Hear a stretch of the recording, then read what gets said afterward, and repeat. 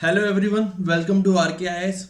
देखो guys, the main cause of this session is ये नहीं कि मुझे बताना है कि आपको ये क्वेश्चन कैसे सॉल्व करने हैं।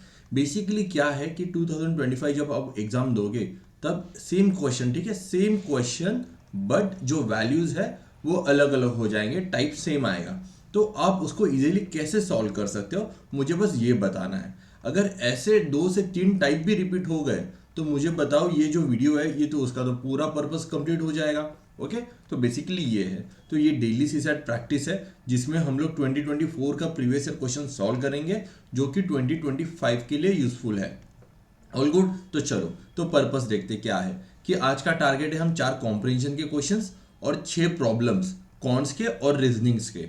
ओके, कॉन्स प्लस रीजनिंग के 6 क्वेश्चन, टोटल 10 क्वेश्चन सॉल्व करेंगे नियर अबाउट 20-25 मिनट्स में। तो अगर आप खाना खा रहे हो या फिर कुछ भी कर रहे हो जो आपको टाइम पास करना है तब आप ये वीडियो देख सकते हो। बेसिकली कुछ नहीं करना, बस वीडियो देखो और छोड़ दो, दैट्स इट।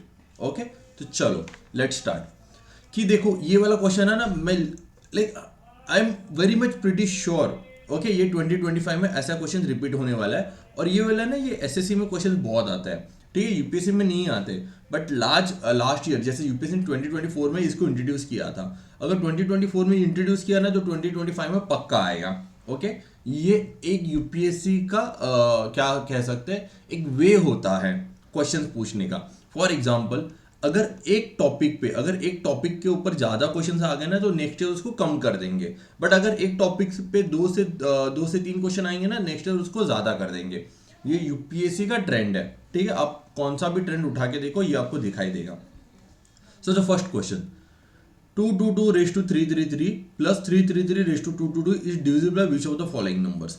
जब भी ऐसा क्वेश्चन आ जाए ना, सबसे पहले देखो कि कौन से क्वेश्चन से डिविजिबल करना है, ठीक है। Divisible by which of the number, तो कौन सा नंबर मेरे पास 2 है, 3 है, 37 है।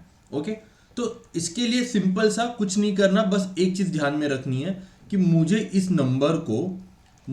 नंबर को ऐसे डिवाइड करना है या फिर इसमें से मुझे ऐसा कुछ कॉमन निकालना है कि मुझे ये नंबर मिल जाए। ये 3 नंबर क्यों कॉमन निकालना है? क्योंकि जब आप कॉमन निकालोगे तो ऑब्वियसली फिर तो डिविजिबल होगा ही होगा। फॉर एग्जाम्पल 10 जो नंबर है वो मुझे बताओ 2 से डिविजिबल है क्या, तो मैं क्या करूंगा, 10 को 2 इंटू 5 कर दूंगा, तो यस 2 से डिविजिबल है। अगर ऐसा नंबर आ जाएगा 10 जो है 10 प्लस 20 मुझे बताओ 5 से डिविजिबल है क्या, तो इसको मैं कैसे लिखूंगा, 5 को मुझे बताओ 2 इंटू 5 10 को लिखूंगा प्लस कितना 2 इंटू 5 ओके अपॉन 5। इसमें से मैं 5 कॉमन निकाल देता हूँ, 5 कॉमन निकाल दिया, 2 प्लस 4 अपॉन 5, तो 5 कॉमन आ गया ना, तो कॉमन आ गया तो कॉमन 5 कॉमन आ गया तो 5 और 5 कैंसिल। तो वैसे ही जस्ट लाइक दैट मुझे क्या करना है, मुझे ये जो 2 नंबर दे रखे 222 रेस टू 333 और 333 रेस टू 222, उसमें से कॉमन निकालना है 2, 3 एंड 37। ओके, तो सबसे पहले कॉमन निकालने के सबसे इजी मेथड क्या है, फैक्टराइजेशन। तो सबसे पहले फैक्टराइजेशन करो, फैक्टर्स निकालो। 222 का फैक्टर क्या आ जाएगा, क्या आएगा 2 इंटू 111, सही बात है। और 111 के फैक्टर्स क्या आ सकते हैं, 2 इंटू 3 इंटू 37। ओके, तो और इसके बाद 333 का फैक्टर निकालो, तो 3 इंटू 111 और 3 इंटू 37 111 हो जाता है। अब मुझे बताओ कि आपको कौन से 2 ये नंबर्स मिल गए जो इसमें से डिविजिबल, 3 यहाँ पे भी कॉमन है, 3 यहाँ पे भी कॉमन है, 37 यहाँ पे भी कॉमन है, 37 यहाँ पे भी कॉमन है। मतलब 3 और 37 से तो जा रहा है, ठीक है। तो ये हटा दिया मैंने और ये हटा दिया।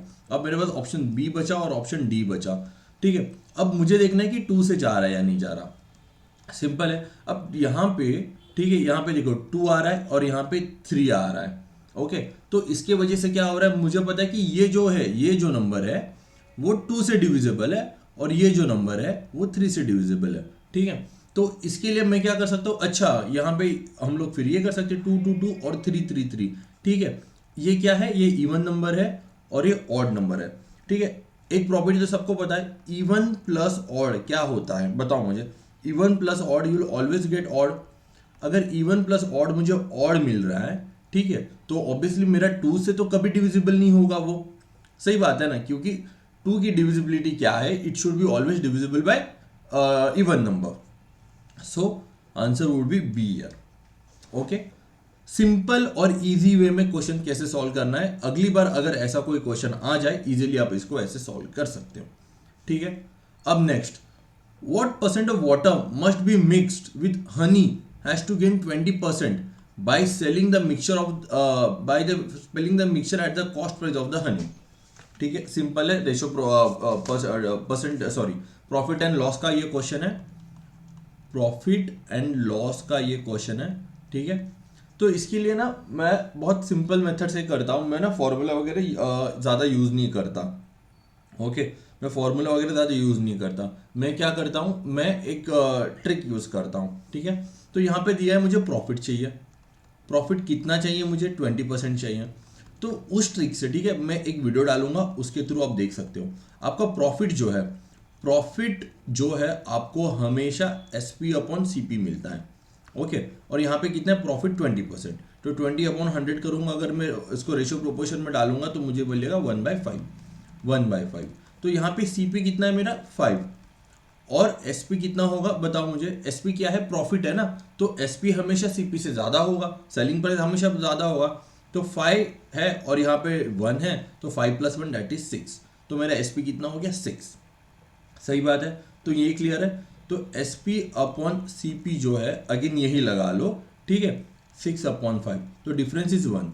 अब ये जो 1 डिफरेंस है ये किसके ऊपर है, CP के ऊपर है, तो 1/5 × 100, तो अगेन कितना 20% ही आएगा, तो आंसर इज 20% हियर। ओके, चलो आगे बढ़ते हैं। Then what is the right most digit preceding this zero in the value of 30:30।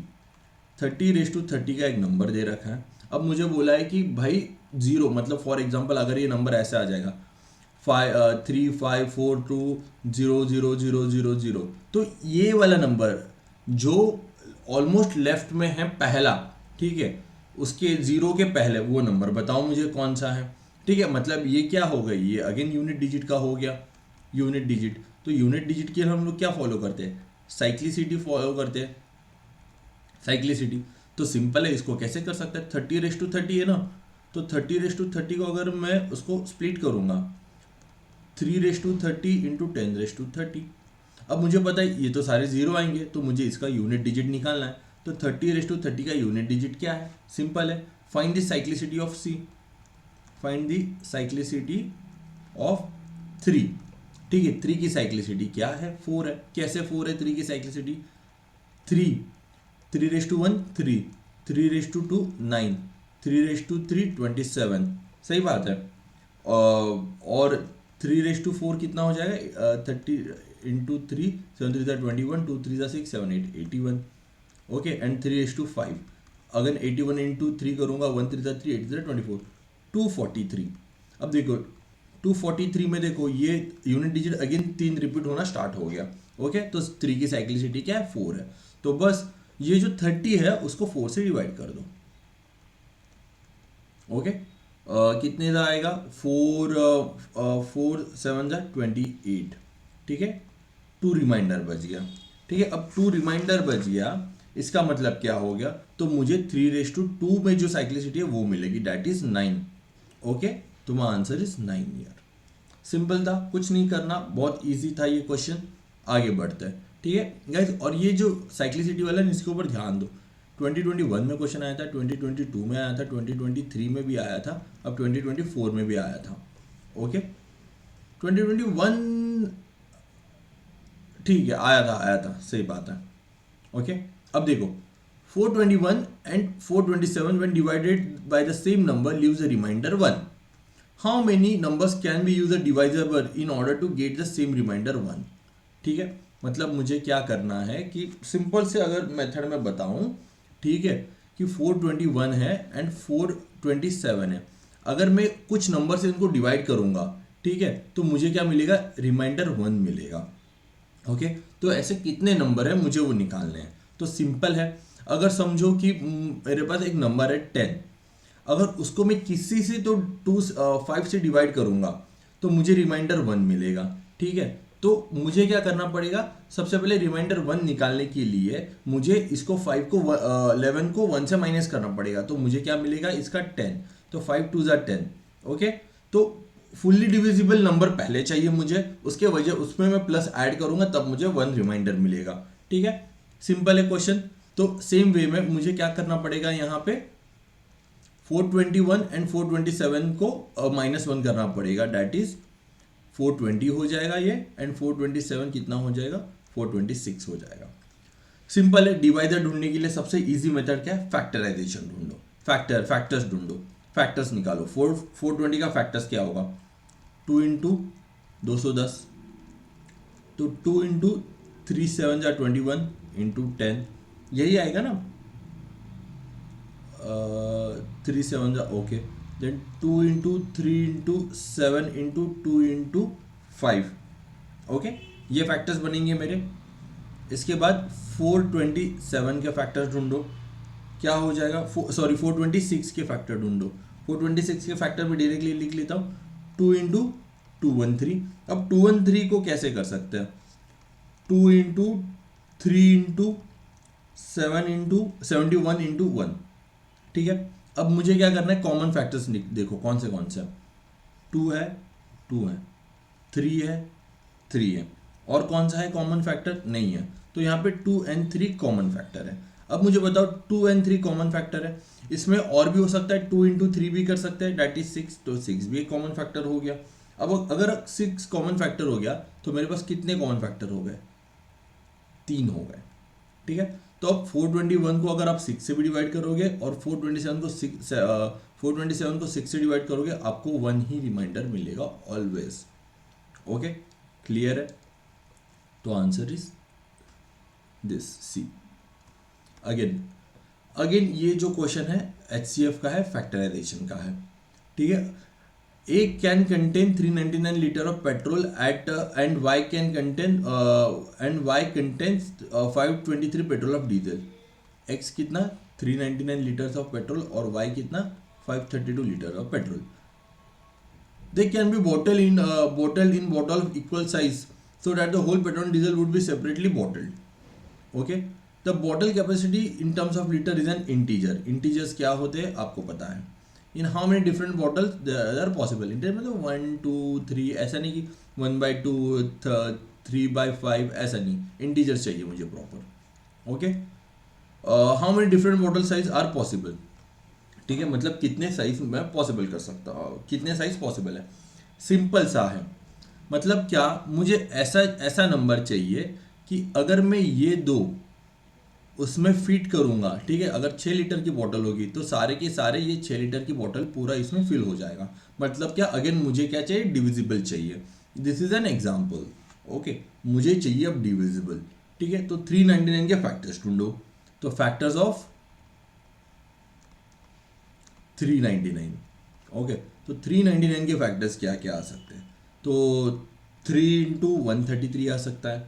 ठीक है, अब 133 को भी अगेन वापस फैक्टराइज करना पड़ेगा, तो क्या आ सकता है, 3 इंटू 7 इंटू 19 इंटू 1। ओके, तो ये फैक्टर आ गए मेरे पास।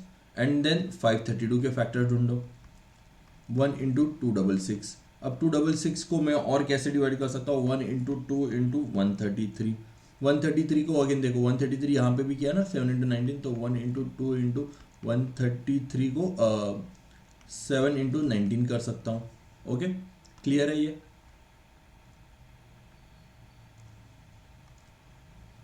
Seven into 19। तो अब मुझे कॉमन फैक्टर्स बताओ कि कौन से हैं। यहाँ पे 7 है, ठीक है, 19 है, सही बात है। 3 है, यहाँ पे नहीं है। यहाँ पे ना बहुत सारे लोग एक मिस्टेक कर लेते हैं। ठीक है, क्या मिस्टेक है यहाँ पे, बताओ मुझे। यहाँ पे अगर मैं देखूंगा, ठीक है, ये फैक्टराइजेशन में इसको मैं ऐसे भी लिख सकता हूँ 1 इंटू 2 इंटू 210, ठीक है, और इसको मैं ऐसा भी लिख सकता हूँ 1 इंटू 2 इंटू 213।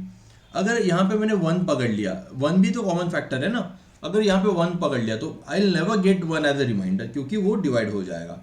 बट यहाँ पे मैं 1 लीटर की भी तो बॉटल ले सकता हूँ, सही बात है, तो यहाँ पे 1 भी कॉमन में है, और यहाँ पे आप 1 कॉमन नहीं लोगे। मैं बता रहा हूँ ना, बहुत सारे स्टूडेंट यहाँ पे मिस्टेक करेंगे, यार 1 क्या ही लेना है, but 1 is a common factor. Okay, तो देखो क्या क्या है मेरे पास, 1 है, 7 है, 19 है, 3 तो हो गए मेरे पास। ओके, 3 तो हो गए। अब मुझे क्या करना है, अलग अलग इसमें और इसमें डालना है, इतना ही है। ठीक है, अब देखो, अब मैं और क्या कर सकता हूँ, 3 है क्या यहाँ पे, और कितने फैक्टर्स दिखाई दे रहे हैं आपको,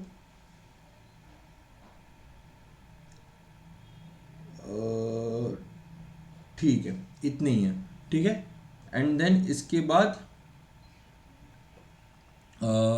7 19 और 1 3 है, तो इसको 7 × 19 भी कर सकता हूँ मैं। 7 × 19 मतलब क्या हो जाता है, 133 हो जाता है। तो कितनी हो गई, 4 फैक्टर हो गए यहाँ पे।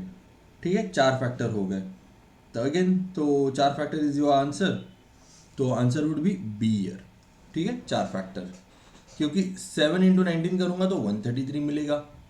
ओके, और कुछ हो सकता है यहाँ पे, और कुछ नहीं हो सकता। तो that's it, this is your answer. कितने, 4 फैक्टर यहाँ पे आंसर है, क्योंकि 1 × 7 करूँगा तो 7 मिलेगा, 1 × 19 करूँगा तो अगेन 19 ही मिलेगा, और कुछ नहीं मिलने वाला यहाँ पे। ओके, चलो आगे बढ़ते हैं। Then 20th question, consider the following statement in the respect of sum S, क्या है, x + y + z, where x y z are the distinct prime number. Prime number दे रखा है एक्स वाई जी, ये जो X Y Z prime number है, is less than 10। Less than 10 के बीच में कितने प्राइम नंबर है, 2 3 5 और 7, 8 और 9 तो नहीं है, तो 4 प्राइम नंबर है। चलो अब देखो statement, the unit digit of S can be 0। The unit digit of S, अब यूनिट डिजिट क्या होता है कि यूनिट, ठीक है, ये तीन यूनिट, टेंस और 100, मतलब मुझे लास्ट का नंबर 0 चाहिए। ऐसे अगर मैं कुछ ऐड करूंगा x + y + z, मुझे लास्ट का डिजिट 0 मिलेगा क्या, बताओ मुझे, ऐसा कोई नंबर हो सकता है, ऐसा number x + y + z, directly मुझे ये 3 नंबर ही दिख रहे हैं, 2 + 3 + 5, तो 10 हो जाएगा, यूनिट डिजिट 1, तो this is a true statement. Okay, अब देखो, the unit digit of s can be 9, S of unit digit can B 9, मतलब क्या, मुझे लास्ट का नंबर 9 चाहिए। ठीक है, अब मेरे पास इतने नंबर है कि लास्ट का नंबर यूनिट डिजिट में 9 करने के लिए आइदर वो 0 9 हो सकता है, या फिर वो 19 हो सकता है। ठीक है, 0 9 और 19, मुझे बताओ इसमें से अगर मैं सब में, ठीक है, मैक्सिमम नंबर ले लूँ और उसको ऐड कर दूँ, तो मुझे टोटल क्या मिलेगी, 7 + 5 that is 12, 7 + 5 that is 12 + 3 that is 15। तो यहाँ पे मुझे मैक्स 15 मिल रहा है, तो मुझे 19 तो कभी मिल ही नहीं सकता। तो मुझे ट्राई करना है कि 0 9 ही मेरा यूनिट डिजिट आ सकता है। अब 0 9 यूनिट डिजिट के लिए देखो, आपके पास ये नंबर्स है, इसको अलग अलग इसमें शफल कर दो। तो मैं सबसे पहले क्या करता हूँ, 5 + 3 + 2 10 हो जाएगा, देन 7 + 2 9 हो जाएगा, मतलब 7 तो मैं ले ही नहीं पाऊंगा, मतलब इन तीनों को ही ले सकता हूँ, देन इसका 10 हो जाता है, तो this statement can not be true, तो ये स्टेटमेंट रॉन्ग है। Okay, and then unit digit can be 5, unit digit 5 लेने के लिए अगेन मुझे 3 नंबर यूज़ करने हैं। यूनिट डिजिट 5 करने के लिए आइदर वो 15 ही आ सकता है, सही बात है, 15, और यहाँ पे आ रहा है मैक्सिमम लूंगा तो 15 आ सकता है, तो दिस स्टेटमेंट इज ट्रू। तो माई आंसर इज 1 और 3। क्लियर है। सो कॉन्स के 6 क्वेश्चन हमने कर दिए हैं, आई होप इजीली आपको समझ में आ गए होंगे। Now will solve the passage वाले क्वेश्चंस। ओके, पैसेज वाले क्वेश्चंस वो भी इजी वे में, कुछ ऐसा टफ नहीं करेंगे। अगर आपने मेरी पैसेज को कैसे सॉल्व करते हुए वीडियो नहीं देखी है, तो I will request you to watch that video. क्यों, क्योंकि उससे आपको बहुत हेल्प मिलेगी जिस टाइप के पैसेज में सॉल्व कर रहा हूँ, and believe me you will get more than 90% accuracy अगर उस वे में जाओगे, वो भी 45 मिनट्स में आप सारे पैसेज सॉल्व करोगे, और उसके बाद आपको 90% एक्यूरेसी मिलेगी। ओके, चलो फिर now will start the passage. Which of the following statement reflect the most logic and rational inference. ठीक है, तो अगेन मेरी स्ट्रैटेजी थोड़ी अलग है। मैं सबसे पहले क्या करता हूँ, मैं सबसे पहले ऑप्शन देखता हूँ, ऑप्शन में से एक्सट्रीम वर्ड हटा देता हूँ। ठीक है, फिर उसके बाद मैं कोर थीम देखता हूँ, एंड देन मैं साइड थीम देखता हूँ, और जो मेरा कोर थीम है दैट इज माई आंसर। इतना सिंपल वे मैंने उसको करके रखा है। चलो, curriculum for the urban planning course should have diverse and interdisciplinary approach. So ये स्टेटमेंट ठीक हो सकता है, नॉट बैड। ठीक है, क्यों, क्योंकि यहाँ पे शुड आ रखा है विच इज एक्सट्रीम बट ये बोला कि वो डाइवर्स होना चाहिए ना, तो डाइवर्स तो क्यों नहीं हो सकता, और इंटरडिसिप्लिनरी अप्रोच भी हो सकता है, no, क्यों नहीं हो सकता। अगर मुझे बस इतना देखना है, this is a general statement, but वो पैसेज में है या नहीं है। In India city administration is a bureaucracy which lakhs formal training in the urban planning. देखो यहाँ पे क्रिटिसाइज किया रखा है किसको, गवर्नमेंट की एक एजेंसी को, ठीक है। एंड कभी भी क्रिटिसिज्म में आपका आंसर नहीं मिलेगा, वो भी स्पेशली गवर्नमेंट को। In India management of urban affair is a local affair which is a chronic problem of insufficient fund. Again यहाँ पे भी क्रिटिसाइज कर रखा है, सोल्यूशन नहीं है, सोल्यूशन नहीं है, बस बोला है कि ये प्रॉब्लम है करके। मुझे क्या चाहिए, मेरा आंसर एक वे फॉरवर्ड, एक सोल्यूशन बेस में, ठीक है, जो कि ए जो मुझे बता रहा है। With high density of population and widespread poverty in our urban area, planned development in them is very difficult. अब यहाँ पे देखो, अब यहाँ पे भी क्या बोला है, सोल्यूशन नहीं दे रखा है, बस क्रिप किया है प्रॉब्लम से रिलेटेड। तो जस्ट बिकॉज मैंने मेरे सारे ऑप्शंस पढ़ लिए, मुझे पता है हाई चांसेस है मेरा ऑप्शन ए होने का, और बी और सी तो नहीं होगा, आइदर इट कैन बी ए और डी, बट हाई चांसेस ए की तरफ जा रहे हैं। Now I will read the passage. Today, if we consider cities such as New York, London, Paris, some of the most iconic cities in the world, it is because plans carrying heavy system approach were imposed on the precincts. The backbone of the system theory is the process of translating social, spatial, and cultural desirable mathematical models using computing, statistic, organization, and algorithmic way of formulating solving problem. The early University of the West, which began to train professionals in planning, spawned some of the most ingenious planners who were expert in this domain. This was because they were subject or absorbed into the planning curriculums, and that is roots in the social science, geography, and architect. Planning in India and its education differ from the West. Differ from the West बोला है. With the density of high population, widespread poverty in the urban, poverty is difficult. ये तो नहीं है answer. क्यों? क्योंकि यहाँ पे बोला है कि इंटरडिसिप्लिनरी अप्रोच होना चाहिए और डाइवर्स होना चाहिए। यहाँ पे देखो अलग अलग वेज, सोशल, स्पेशल, कल्चरल डिजायरेबल्स की बात हो रही है, और यहाँ पे अलग अलग साइंस, ज्योग्राफी और आर्किटेक्ट की बात हो रही है, ठीक है। तो यहाँ पे ये हो गए मेरे main theme, my answer is a. बहुत सिंपल था, कुछ नहीं था, डायरेक्टली आंसर मुझे ए मिल गया। नाउ नेक्स्ट क्वेश्चन, अजम्पशन थोड़ा टफ होता है, ठीक है। तो अजम्पशन की स्पेशली वो वीडियो देखो, उसमें मैंने बहुत अच्छे से बताया। सेम है, in India needs a general India needs a new generation of urban professional with knowledge relevant to the modern practices, ठीक है। ये हो सकता है क्योंकि यहाँ पे बोला है planning in India is and is education differ from the west, और यहाँ पे बोला है कि वेस्ट में इंटरडिसिप्लिनरी वगैरह होता है, तो ये अजम्पशन हो सकता है क्योंकि यहाँ पे कुछ ऐसा इंडिया को क्रिटिसाइज नहीं किया रखा, कर नहीं रखा है, उसको बोला है कि बस होना चाहिए। Indian universities present have no capacity and potential to impart training in the system approach. No capacity, no capacity is an extreme word, ठीक है। लैक ऑफ कैपेसिटी होता तो मैं मान भी लेता, ठीक है, but no capacity is an extreme word, तो ये तो नहीं होगा, एंड माई आंसर इज 1, ठीक है। कितना टाइम लगा मुझे सॉल्व करने के लिए? हार्डली कुछ मिनट, ठीक है। बट एक्यूरेसी देखो ना गाइस आप। अब देखो, which one of the following statement reflects the central idea of the above passage? Again, construction as a marketplace of views, social and constructed as a marketplace of views, social media ensure instant access to the information, ठीक है। General statement है, कुछ negative नहीं, कुछ positive नहीं है, statement है। Social media are not ideal और moral institution but the product build by companies to make profit, ठीक है। ये थोड़ा सा इसको क्रिटिसाइज कर रखा है, ठीक है, थोड़ा कैपिटलिज्म की तरफ मूव कर रहा है ये।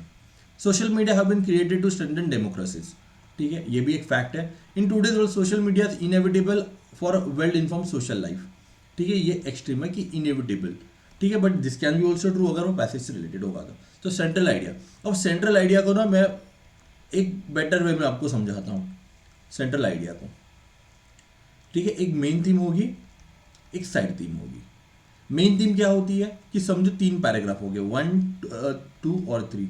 मेन थीम हर एक में रिफ्लेक्ट करेगी, और साइड थीम क्या होगी, बस एक पैराग्राफ को रिफ्लेक्ट करेगी। ये पैराग्राफ अलग होगा, ये पैराग्राफ अलग चीज़ों से बोलेगा, ये पैराग्राफ अलग चीज़ों से बोलेगा, बट मेन थीम क्या होगा, हर एक पैराग्राफ में उसकी आपको झलक दिखाई देगी, ठीक है। Not every voice on the internet command the same kind of audience.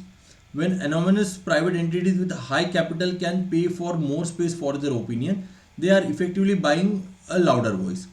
If the political discourage in the digital space is a matter of outshining one's opponent till the election is won, then the quality of politics suffers. The focus of the social media is restricted to the promotion of the content that generate more user engage regardless how inflammatory the content may be. ठीक है, simple है, कुछ नहीं दे रखा है. ठीक है, अब देखो यहाँ पे देखो, एक सिंपल सी बात बताता हूँ यहाँ पे. ठीक है, यहाँ पे private entities who pay high capital may get more space of the companion, यहाँ पे कैपिटलिज्म की बात कर रखी है.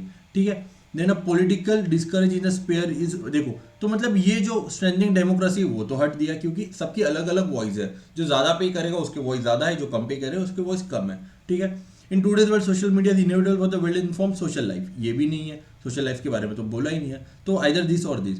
Construction of market place of social media ensure is an extreme word.